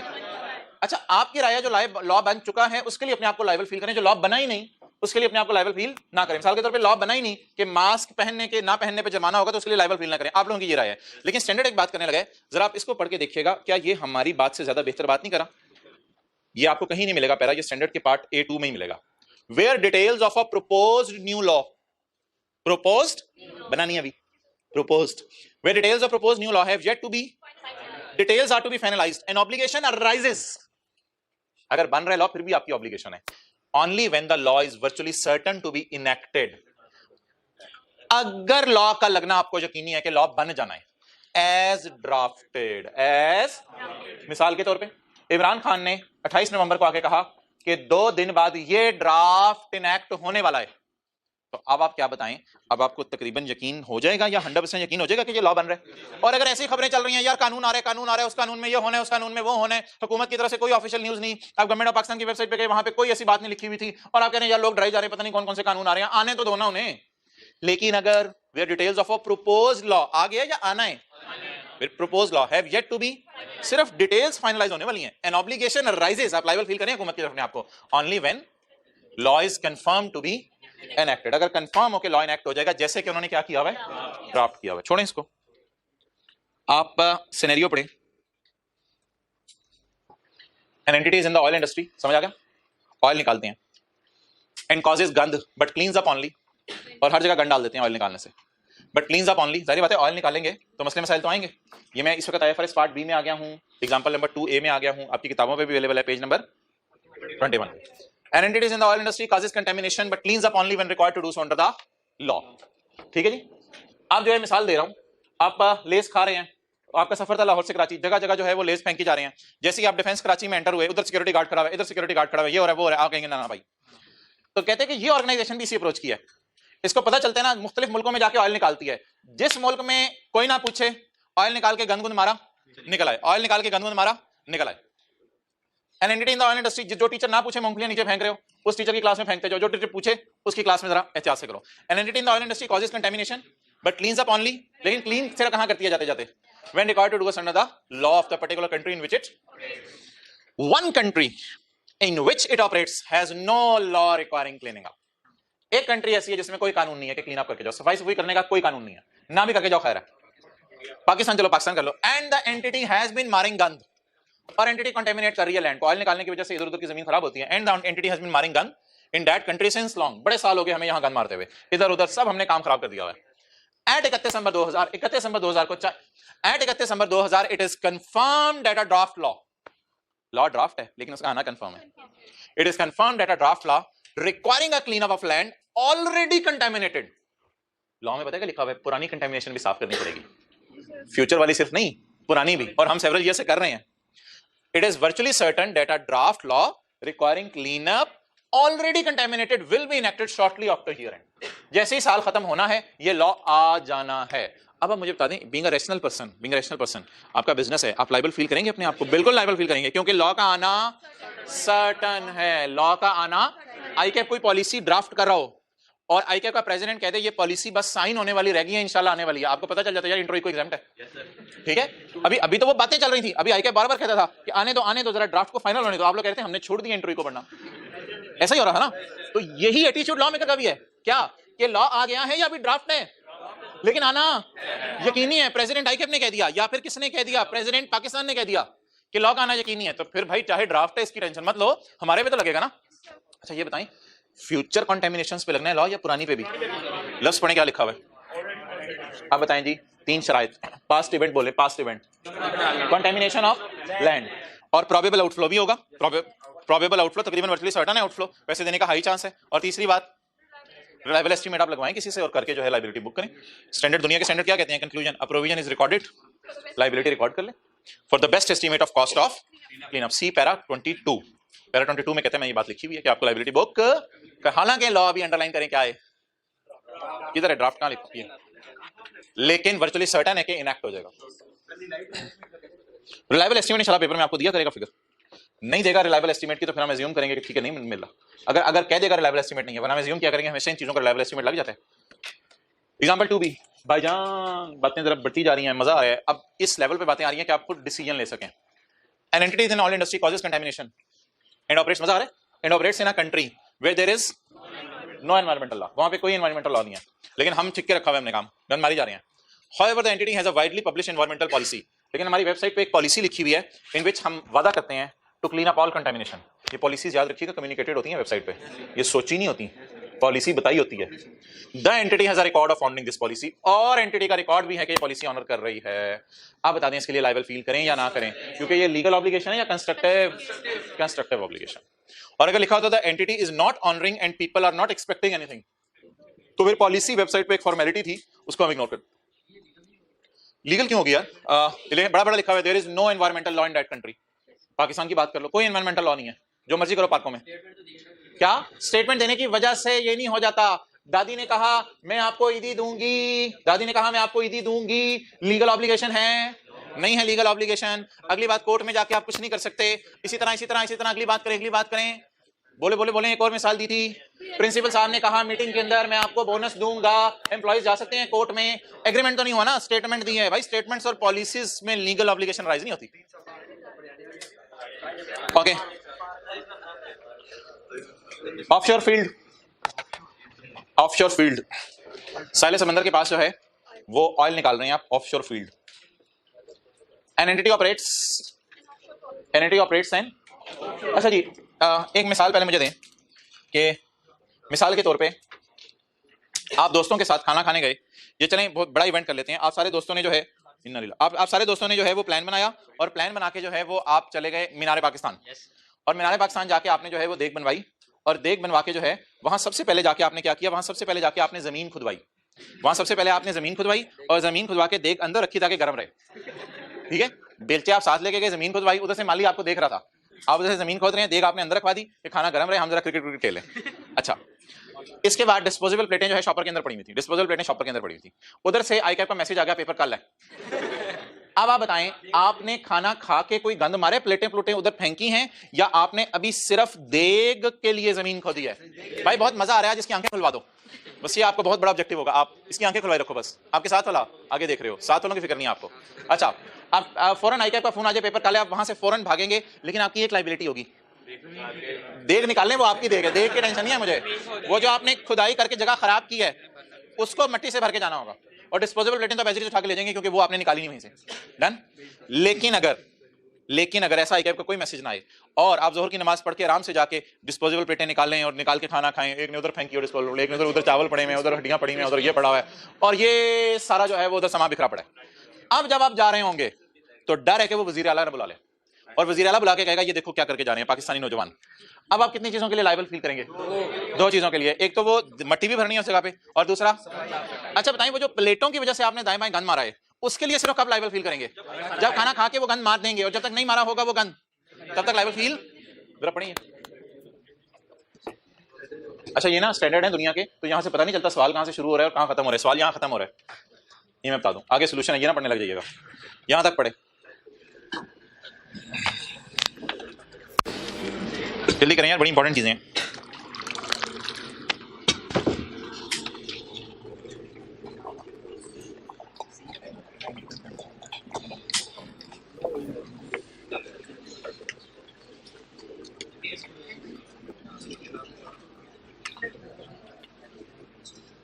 जिन्होंने पढ़ लिए तो हाथ खड़ा कर दें। मोहतरम ये आखिरी लाइन बड़ी इंपॉर्टेंट थी, आप पढ़ेंगे। An entity operates an offshore oil field where its licensing agreement, legal obligation, भाई टैप वाले भाई, legal obligation, where its licensing agreement requires it to remove the rig होती है बड़ी सी machine, to move the oil rig at the end of production and restore the sea bed। तो ये जो oil rig आपने जमीन के अंदर इसको इंस्टॉल किया था, इसको आपने रिमूव करना है और सी बेड को उस जगह पे वापस लेके आना है, ये रेत वगैरह जो भी आपने निकाली है उसे वापस भर के जाना है। ये तो वो देग वाली बात हो गई। 90% ऑफ हतमी कॉस्ट, जो भी कॉस्ट आपकी आएंगी, मैं अगर आपने किताब खोली भी है तो फिर इस इवेंचुअल कॉस्ट एज्यूम कर रहा हूं लाख रुपया, 90% ऑफ लाख रुपया relate to removal of oil rig. 90% of lakh रुपया कितना बनेगा? 90,000 of 1 lakh relate to removal of rig and restoration of damage caused by building it. ये एक ही बात है, ये एक ही बात है। 90% खर्चा किस पे आएगा? रिग को बाहर निकालने पे, देग को बाहर निकालने पे, उसके लिए भी बंदों को एफर्ट होता है, लेबर लानी पड़े, देगी बड़ी भारी हो जाए, तो एक तो रिग को बाहर निकालना पड़ेगा और सी बेड को रिस्टोर करना पड़ेगा। ये सारी देग तक की बात हो रही है। एंड 10% खर्चा कितना? 10,000 अराइज थ्रू एक्सट्रैक्शन ऑफ, अगर आपने ऑयल एक्सट्रैक्ट किया तो करने की वजह से जो दाएं बाएं रिग के गंद फैलेगा, क्योंकि ऑयल जब आप निकालते हैं तो उसका वेस्ट होता है, तो वेस्ट आप फिलहाल फेंकते जाते हैं और ऑयल को निकालते जाते हैं, तो वो जो प्लेटें या ऑयल का वेस्ट फेंक रहे हैं उसकी वजह से आपका खर्चा कितना आएगा? लेकिन यार ईयर एंड पे ना अभी तक हमने रिग लगा दी है लेकिन ऑयल निकालना शुरू नहीं किया। रिग लगा दी है लेकिन ऑयल निकालना शुरू नहीं किया। इंशाल्लाह ऑयल अभी अगले साल से निकालना शुरू कर देंगे, टीम हमारी है, हमारी ऑयल निकालना शुरू कर देंगे। अगर ईयर एंड पर आप किसी वजह से फोन आ जाता है आपको अपनी कंट्री से, पेरेंट कंट्री से, यार वापस आओ, छोड़ो पर ऑपरेशन बंद करो, आप सिर्फ कितने खर्चे के लिए अपने आप को लायबल फील करेंगे? एक अगली बात कर रहा हूं, बहुत अजीब सी बात, अगर आज आप बिजनेस बंद कर दें किसी भी वजह से, तो आप कितने पैसे के लिए लायबल फील करेंगे? सिर्फ देग रिमूव करने के लिए? यस, सिर्फ रिग रिमूव और सी बेड अपनी जगह पे लाने के लिए लायबल फील। आप ऑयल निकालने की वजह से गंद जो डलेगा वो तो डला ही नहीं, और 10% की लायबिलिटी इसलिए भी बुक नहीं होनी कि 10% के बैक एंड पे कोई पास्ट इवेंट नहीं है। आप अगर 90,000 की लायबिलिटी बुक कर रहे हैं तो पास्ट इवेंट क्या है? Installation of rig. और अगर आप 10% लायबिलिटी बुक कर लें तो इसमें तो पास्ट इवेंट है ही नहीं, क्योंकि आपने अभी तक ऑयल नहीं निकाला, तो ऑयल निकालने की वजह से उधर कोई मसला नहीं हुआ। क्लियर होगी ये बात? हाँ, ये डिसमेंटलिंग कॉस्ट है। The construction of oil rig creates a legal obligation under the terms of licence to remove the rig and restore the sea bed. यार सवाल से अंग्रेजी उठा रहा है सारी, to remove the rig and restore the sea bed and thus it is an obligating event. At the end of balance sheet there is no obligation to rectify the damage that will be caused by khana that will be caused by extraction of oil. Conclusion, a provision is recorded for the best estimate of 90% of cost. सारी cost के लिए liable book करें या 90% के लिए? 90%। अच्छा एक सवाल मैं आपसे पूछ रहा हूं, अगर ईयर एंड पे ऑयल रिग यानी ऑयल वाली मशीन हमने उस साइट पे लाके रख दी होती और अभी मशीन भी ना लगाई होती, फिर कितने % के लिए लायबल फील करते हैं? फिर तो देग अभी रखी है लाके, अभी तो उधर कोई नुकसान ही नहीं किया हमने। तो अगर ऑयल रिग डब्बे में ही पड़ी होती अभी और अभी इंस्टॉल भी ना हुई होती, तो फिर 90% के लिए लायबल फील करते हैं या 0% के लिए? 0% के लिए। डन। अच्छा यार, आपके मोहल्ले में जो रिटेल स्टोर है उसकी पॉलिसी है कि आपको परचेजेस रिफंड कर देता है अगर आप गैर मुतमईन हो। आप कहते हैं ये बोतल ही क्या जिसमें गैस ना हो, वो कहता है यार वापस कर दें, आप पी के वापस कर दें। अच्छा, even though it is under no legal obligation. अच्छा, लीगल ऑब्लिगेशन कोई नहीं है उस दुकानदार पे कि कस्टमर डिससेटिस्फाइड है इसलिए चीजें वापस ले ले, but it's policy of making refunds is generally known. लेकिन पूरे मोहल्ले में मशहूर है जो भी इस दुकानदार के पास जाता है वो चीजें वापस करता है दुकानदार। बोले बोले कौन सी ऑब्लिगेशन? आप कोर्ट में केस नहीं कर सकते मेरे भाई कि मैं बोतल वापस लेके गया था इसने वापस नहीं ली, तो ये कौन सी ऑब्लिगेशन आएगी? Constructive obligation. डन। दो इसे लिखेंगे कैसे पेपर में, इंशाल्लाह इस पर डिस्कशन अलग से होनी है एक दिन। फिलहाल लाइबिलिटी बुक करनी है या नहीं करनी, सिर्फ उसमें मैं बात कर रहा हूं। ओहो, ये अनलकीली ना सवाल किताब में 2 सफ़ों पे चला गया, इसलिए मैं ऐसा करता हूँ स्टैंडर्ड का पार्ट भी ढूंढ लेता हूँ, तो ये वहीं से करवा देता हूँ। नहीं ये 7 नहीं, मुझे फाइल ढूंढनी होती है। आप लोग पेज नंबर ऐसे तारे होते हैं जैसे मेरे पास सारे पेज नंबर इधर पड़े हुए हैं। कभी ढूंढी थी वो नंबरिंग गलत हुई हुई है, ये है।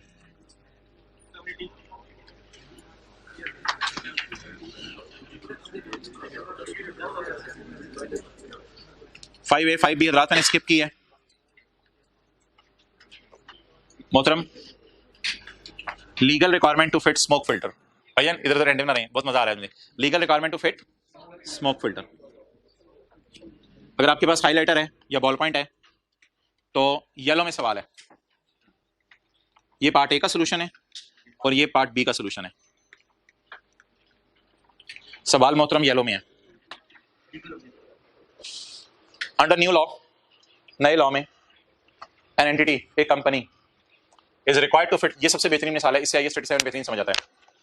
An entity is required to fit smoke filter. एक ऑर्गेनाइजेशन की जिम्मेदारी है स्मोक फिल्टर फिट करने हैं टू इट्स फैक्ट्रीज, अपनी फैक्ट्रीज में। कब तक? 30/9/2001 तक। तो 30/9/2001 तक आपने अपनी फैक्ट्रीज में क्या फिट करने हैं? Smoke filter. हो सकता है आपकी फैक्ट्री से स्मोक निकलती हो जिसकी वजह से दायमे वाले इलाके जो है वो परेशान होते हो। The entity has not fitted the smoke filter. Entity ढीट.com है, ढीट.com है, स्टर्बन कहते हैं जिसे अंग्रेज। तो एंटिटी ढीट है, कहती है नहीं करूंगी smoke filter fit. The entity has not fitted the smoke filter at 31 December 2000, at 31 December 2001। 31 दिसंबर 2000 को हमने जाके पूछा भाईजान फिट कर ले, कहा नहीं। 31 दिसंबर 2001 को जाके पूछा फिट कर ले, कहते नहीं। अच्छा, अब जरा समझने की कोशिश कीजिएगा, इमरान खान ने कहा क्या है, कब तक फिट कर लो? 30/9/2001 तक। और ये है 31 दिसंबर 2000, ये है बोले ये रिपोर्टिंग डेटा ना, ये मैंने सवाल की रिक्वायरमेंट से उठाई है। इमरान खान ने कानून क्या बनाया? फिल्टर लगवाने हैं। कब तक? Fit the filter, fit the filter by by by by by 30 June 2001। Fit filter, fit filter, fit filter by 30 June 2001। ये इमरान खान का कानून है। अच्छा, ये कानून इसने अनाउंस जो है ना, ऐसे कानून जो बनते हैं वो अनाउंस 2-3 साल पहले ही हो जाते हैं। असल में कानून कब बने ये सवाल नहीं बताया। कानून 2-3 साल पहले ही अनाउंस हो जाते हैं ताकि स्मोक फिल्टर बड़ी महंगी चीज है, करोड़ों रुपए के आते हैं, ताकि लोग फिट कर लें। तो एक टाइम दे दिया जाता है यार, इस टाइम तक आप लोगों ने ये काम कर लेना है। डन? पढ़ लें आप जरा सवाल इस डायग्राम को सामने रखते हुए। अंडर न्यू लॉ एक एंटिटी के ऊपर जिम्मेदारी है कि 30 जून 2001 तक उसने क्या फिट करने हैं? Smoke filter. At 31 December 2000 the end of reporting period, at 31 December entity has not fitted the smoke filter. हो यार, अभी तक तो वैसे ही नहीं करने थे क्योंकि अभी तो टाइम ही नहीं आया ना। एट 31 दिसंबर 2000 भी हमने स्मोक फिल्टर फिट नहीं किए। आगे बढ़े क्या लिखा हुआ है यार? अगर ये स्टैंडर्ड बनाने वाला अच्छा होता ना और देसी अंग्रेजी इस्तेमाल करता तो यहाँ पे ना डबल नुक्ता लगाता ताकि पता चलता ये बात इससे भी मिल रही है और ये बात इससे भी मिल रही है। तो वो स्टैंडर्ड बनाने वाले ने सवाल तो अच्छे बनाए नहीं हुए, वो तो अपनी अंग्रेजों वाली यूज करते हैं। Entity has not fitted the smoke filter at 31 December 2000 and the entity has not even fitted the smoke filter at 31 December 2001। ये एंटिटी ढीट है, दोनों दफा इसने अभी तक स्मोक फिल्टर फिट नहीं किया। अब मुझे बताएं, 31 दिसंबर 2000 को इमरान खान के बंदे आए, उनमें से एक बंदा मैंने बना दिया। इमरान खान के बंदे आए और बंदों ने आके कहा, हमने कहा यार लेफ्ट साइड पे कर अपनी, उसने कहा अच्छा। तो अब हमने उसे कहा कि यार मोहतरम मेरे भाई क्यों आया? कहते मैंने तुझे कहा था, इधर देख ले आई में, तो मैंने तुम्हें कहा था स्मोक फिल्टर फिट करो। हमने कहा भाई 30 जून तक करने हैं। कहते हैं मैं ऐसी तरह प्रेशर डालने आया था, कर लेना बस 30 जून तक फिट कर लेना। हमने कहा अच्छा ठीक है चलना। उधर से छलांग मारी उसने छत से, उसने कहा अच्छा ओके बाय बाय डन। तो बता दें क्या इस डेट को हम स्मोक फिल्टर के लिए लायबल फील करें या नो ऑब्लिगेशन फॉर फिल्टर? ये बात कितने लोगों को समझ आ गई? हाथ खड़ा करके बता दें। हम ऑब्लाइज्ड फील ना करें फिल्टर फिट करने के लिए। क्यों? अभी 6 महीने का टाइम हमारे पास है, लेकिन हम इतने ढीठ थे कि ये तारीख भी आ गई और इस तारीख के बाद हमारा दिल धक धक धक धक धक धक धक धक धक धक धक धक धक कर रहा है, साल का एंड भी आ गया। यहां इमरान खान का वही बंदा आया, जरा लेवल देखें इसका, वही बंदा इमरान खान का दोबारा आया। ओ भाईजान देखो मेरा कद, लेवल चेक करो मेरा। ओ भाईजान साल में ये हो गया है, मुझे बताओ स्मोक फिल्टर फिट किए? हमने कहा नहीं किए। हमने कहा स्मोक फिल्टर फिट, स्टैंडर्ड में लिखा हुआ है नो ऑब्लिगेशन। ये सबसे बेहतरीन सवाल है, इससे ये स्टैंडर्ड आपको समझ आएगा। पहले यकीन नहीं आ रहा ना, तो मैं दूसरे का आपको जवाब बता देता हूं। There is still no obligation. पहले दुनिया के स्टैंडर्ड से आपको दिखा दूं, हम मुझे ऐसे गुस्से से देख रहे हैं। देयर इज स्टिल, ये मैं दूसरे का जवाब दिखा रहा हूं। पहले का तो है देयर इज नो ऑब्लिगेशन, लेकिन दूसरे साल का भी स्टैंडर्ड बनाने वाले ने क्या जवाब दिया है? There is. अब अटेंटिव हो रहे हैं सारे, अब अटेंटिव हो रहे हैं। ये क्या गेम होने लगी है? No obligation for smoke filter. अभी भी स्मोक फिल्टर की ऑब्लिगेशन नहीं है। इसकी रीजन सुने। राइस वाले हैं, राइस वालों को आईकैप ने कहा या हुकूमत पाकिस्तान ने कहा कि भाईजान ये जो ऊपर आपने कैंटीन बनाई है आरजीसी, तो इस कैंटीन को जरा पक्की ईंटों का बनाएं। स्मोक फिल्टर फिट ना करें आप लोगों की कोई स्मोक नहीं निकल रही। आप ये जो पक्की ईंटों की ना कैंटीन बनाए, ऊपर से जहाज गुजरे होते हैं, तो ऐसे ही बच्चे परेशान हो जाते हैं कैंटीन में बैठे हुए, तो जहाज ऊपर भी होते हैं वैसे। तो आप ऐसा करें, आप पक्की कैंटीन बनाएं। और वो टाइम गुजर गया जो आईकैप ने दिया हुआ था या हुकूमत पाकिस्तान ने राइस को दिया था, वो टाइम गुजर गया और 4-5 महीने बाद आए। और 4-5 महीने बाद आके आईकैप ने, जो हुकूमत के बंदों ने राइस वालों से कहा भाईजान आपको कहा था पक्की कैंटीन बनाना, 5-6 महीने गुजर गए हैं, खुदा के लिए बना लो। आप क्यों नहीं बना रहे? अब तो आप लॉ की वायलेशन कर रहे हो। अब तो हमने कह दिया हुआ था, अब तो 5-6 महीने गुजर गए हैं। मुझे बताएं, अगर राइस वाले आज कारोबार बंद कर दें उसी वक्त, क्या राइस वालों को वो बिल्डिंग बना के कैंटीन कारोबार बंद करना पड़ेगा या बनाए बगैर बंद कर सकते हैं? सोच के बताइएगा, सही बात आएगा। प्रिंसिपल साहब को आप क्या मशवरा देंगे? प्रिंसिपल साहब उसे कहेंगे चल यार नस आई के बोले क्यों? और भाई हम कल बिजनेस बंद कर रहे हैं। अच्छा यार ठीक है मैं जानूं। आप बताएं, बिल्डिंग कंस्ट्रक्ट करके, कैंटीन कंस्ट्रक्ट करके, करोड़ों का खर्चा करके बंद करेंगे या करोड़ों का खर्चा किए बगैर बंद कर देंगे? ये बात समझ आ रही है? इधर आ जाए आप। अगर इससे ने अच्छा बात तो अजीब सी है लेकिन बात बड़ी जबरदस्त है। स्टैंडर्ड कहते हैं ऐसे सोचो, अगर ये ऑर्गेनाइजेशन आज बिजनेस बंद करती है तो क्या इसको करोड़ों रुपए के फिल्टर खरीद के इंस्टॉल करके बिजनेस बंद करना पड़ेगा या फिर बिना खरीदे इंस्टॉल किए बंद कर सकती है? हाँ, एक चीज की लायबिलिटी जरूर है, वो है 6 महीने का फाइन।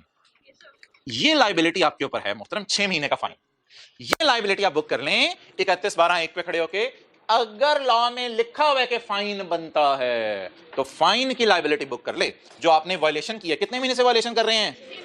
और एक बात याद रखिएगा यार, जब तक स्मोक फिल्टर आ नहीं जाता ना तो उसकी लायबिलिटी कैसे बुक हो सकती है? या तो स्मोक फिल्टर किसी से खरीद लिया होता ना, फिर तो उसकी लायबिलिटी बुक होती। अभी कैसे लायबिलिटी बुक हो सकती है? फिल्टर ही नहीं आया। तो यहां पास्ट इवेंट क्या है? फिल्टर खरीद लिए हैं कि उनके लिए लायबल फील करें? खरीदे ही नहीं तो लायबल क्यों फील करें? यहां पास्ट इवेंट है 6 महीने नॉन कंप्लायंस ऑफ लॉ, और उसकी लायबिलिटी फिल्टर नहीं है, उसकी लायबिलिटी क्या है? फाइन है। क्लियर होगी बात? हाथ करके बता दें। अब राइस वाले भी अगर कारोबार आज बंद करते हैं तो आईके वालों को क्या कहते हैं यार? और एक बात मजे की सुने, आज बहुत से दुकानदार ऐसे हैं, फिरोजपुर रोड के ऊपर आप चले जाएं, आगे पीछे चले जाएं, हुकूमत क्या कहती है यार ये आपने जगह पे नाजायज कब्जा किया हुआ है, आप दुकान तोड़ो। तो दुकान तोड़ने की लायबिलिटी बुक नहीं कर रहे वो, और साल से फाइन दिए जा रहे हैं हुकूमत को, साल से फाइन दिए जा रहे हैं। तो लोग लॉ वायलेट करते रहते हैं और फाइन देते रहते हैं। कहते हैं यार बस फाइन से जान छूटी है तो करोड़ों का खर्चा क्यों करने की जरूरत है? क्लियर होगी ये बात? आप बता दें कि ऑर्गेनाइजेशन बिल फर्ज अगर आज बिजनेस बंद करती है तो स्मोक फिल्टर इंस्टॉल करके बंद करेगी या इंस्टॉल किए बगैर भी बंद कर सकती, लेकिन 6 महीने की फाइन की लायबिलिटी बुक करे। उसमें भी स्टैंडर्ड बनाने वाले ने ना बड़ी रिलैक्सेशन दे दी, कहते 6 महीने की फाइन की लायबिलिटी भी बुक नहीं करनी ना तो ना करो। अगर अभी लॉ नया है और हुकूमत नरमी शो कर रही है और हुकूमत सिर्फ डरा रही है कि फिल्टर फिट कर लो, बस आके डरा रो 6 महीने हो गए तुम्हें शर्म नहीं आती, अगली दफा फिल्टर फिट हुए हो, और चुप करके चले जाते हैं। और आपको पता है 2-3-4 फैक्ट्रियों में इन्होंने बंदे भेजे ऐसे प्रेशर प्रेशर डाला है और फाइन भी रिकवरी कोई नहीं हो रही, बस ऐसे लोगों पे प्रेशर प्रेशर डाला है, फाइन कोई नहीं रिकवर हो रहे।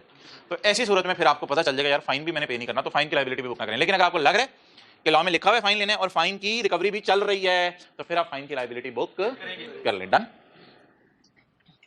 पहले साल के एंड पे खड़े हो जिस वक्त कोई मसला नहीं हुआ था, there is no obligating event either for the cost of filter और for the fine.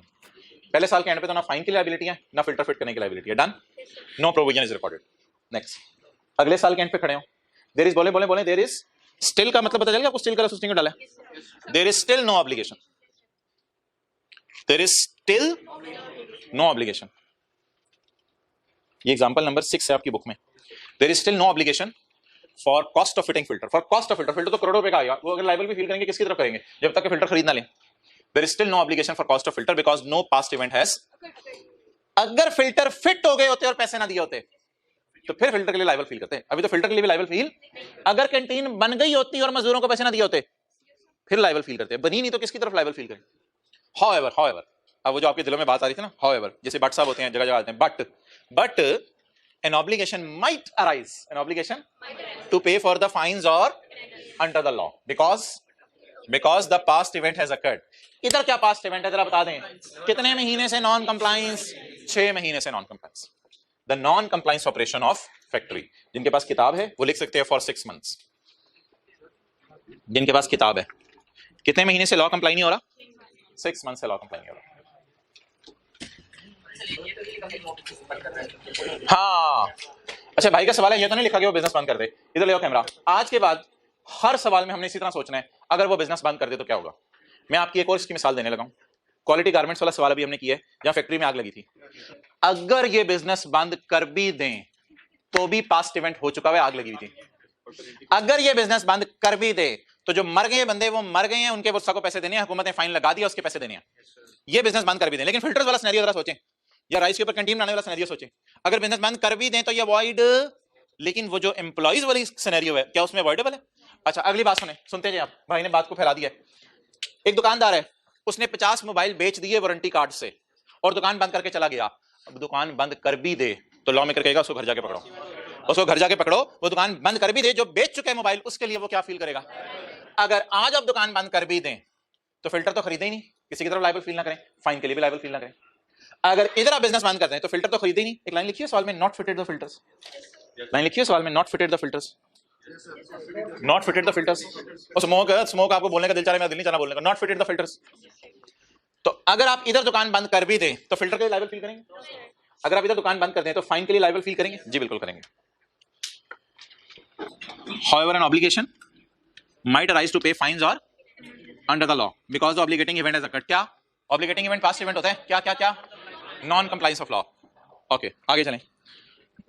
Assessment of probability of incurring fines by non compliant operation depends on the details of law and the सख्ती of enforcement regime। और ये अंग्रेजी छोड़ें, ये विवरण नहीं आपने लिख के आया करनी। अगर कोई इस तरह का सेम सिनेरियो आ गया तो आप लिख के आ सकते हैं, लेकिन वैसे लिखने की जरूरत नहीं है। तो ये किस पे डिपेंड करते हैं, बोले सख्ती पे डिपेंड करते हैं, लॉ लगाने वाला कितनी सख्ती से कर रहा है। अब कंक्लूजन बोलें क्या है, no liability is recorded for the cost of filter, वो तो करोड़ों रुपए क्या नहीं, उसकी लायबिलिटी बुक ना करें। However a provision is recorded for the best estimate of fines. Clear. अच्छा यार ये एक लफ्ज है बार बार यूज होता है, वो मैं आपको बता दूं, कल आपको नहीं बताया था।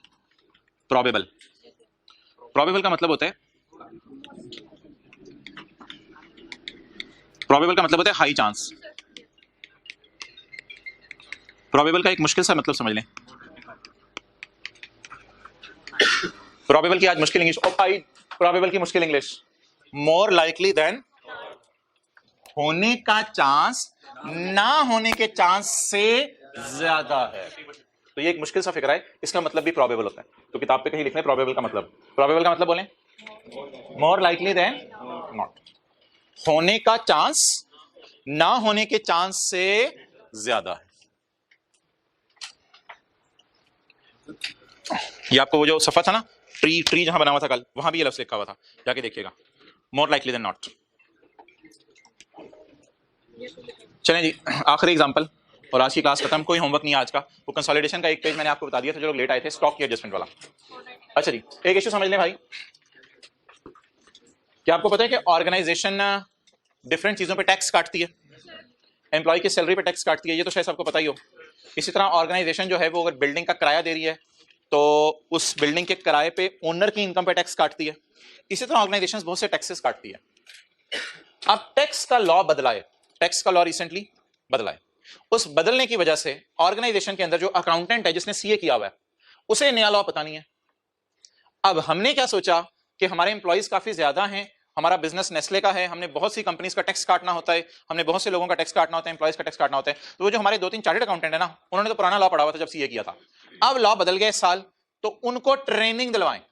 उनको क्या दिलवाएं, क्योंकि लॉ बदल गया। और आपने लगा दिया फोन एफबीआर के चेयरमैन को, एफबीआर के चेयरमैन साहब आपने आके ट्रेनिंग देनी है हमारे एम्प्लॉइज को कि लॉ में क्या क्या चेंजेस आएंगे। उसने कहा भाईजान मैं ये काम नहीं करता। आपने कहा करोड़ रुपया, उसने कहा आ रहा हूं कल, बता दो कहां है। तो करोड़ रुपया आपको देंगे हम, आप आके हमारे एम्प्लॉइज को ट्रेन कर दें, क्योंकि हमारा कारोबार इतना बड़ा है कि हमारे लिए करोड़ तो कुछ भी नहीं है, ये तो हाथ की mail.com है। The government introduces a number of changes to income tax system. समझ आ गई बात? हुकूमत ने लॉ चेंज कर दिया। As a result of changes की वजह से an entity is in financial services sector, bank होगा कोई, financial services, an entity is in financial service sector will need to retrain a large number of its employees। National bank की branches ही या मिजान bank की branches ही पूरे पाकिस्तान में हर जगह tax reduction वगैरह होती होंगी, तो बहुत सारे एम्प्लॉइज को हमें ट्रेन करना पड़ेगा। As a result of changes a Meezan bank will need to retrain a large proportion of admin and sales workforce। हमारे एम्प्लॉइज को हमें ट्रेन करना पड़ेगा in order to ensure continued compliance with जो लॉ रेगुलेशंस हमारे बने हुए हैं वो कंप्लाई होते हैं। At the end of balance sheet date training of staff has taken, no training of staff has taken place. साल के एंड पे ट्रेनिंग अभी तक हमने नहीं करवाई। अब लाइबल फील करें ना हम, अब लाइबल फील करें ना ट्रेनिंग करवाने के लिए। अगर आज मैं बिजनेस बंद करता हूं, तो एम्प्लॉइज को बुलाऊंगा, एम्प्लॉइज को कहूंगा सॉरी भाई मैं बिजनेस बंद कर रहा हूं, आपको हम निकाल रहे हैं, लेकिन हम सोच रहे हैं आपको ना ट्रेनिंग देके निकालें ताकि आप अगले एम्प्लॉयर के पास जाके सही तरह टैक्स निकालें। एम्प्लॉय कहेगा यार ऐसे सखी लोग तो दुनिया में नहीं है, ये हातिम ताई के बाद आप आए हैं।